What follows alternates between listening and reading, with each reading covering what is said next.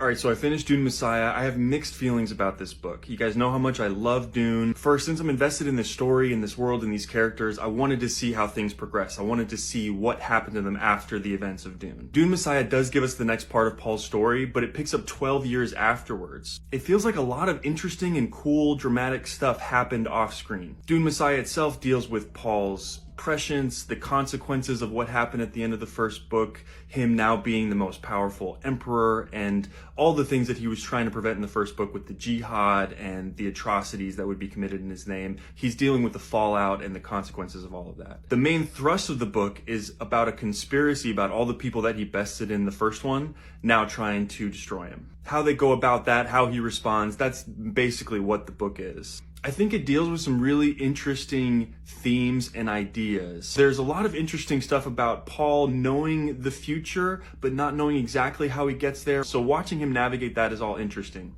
The thing that I'll say is that there's a lot of talking and thinking in this book, and a lot less of people actually taking action, you know, having some objective or want or need and then trying to get that thing, and then there being obstacles and escalations and conflict in that way.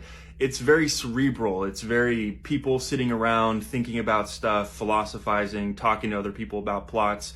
It's a little light for me on the actual dramatic story scene to scene. Now, I like a lot of that philosophical stuff, but being so light on plot and story does impact kind of the page to page, oh, I want to find out what happens next. I'm interested in the stuff they're talking about, and I think it's cool how fleshed out the world is and how the characters are going in these cool directions, but it doesn't feel like a real compelling story on its own. And that's the other thing that really stood out to me. Dune Messiah honestly feels like a postscript to Dune. It's like we want to know what happened, we want to know how things turned out. Dune Messiah gives that. It almost doesn't even feel like its own standalone story. The thing that I really like about this though, I mean, I made the comparison to Lord of the Rings last time, and that's a very traditional good versus evil, you know, hero's journey kind of story. And there's a lot of great stuff in there.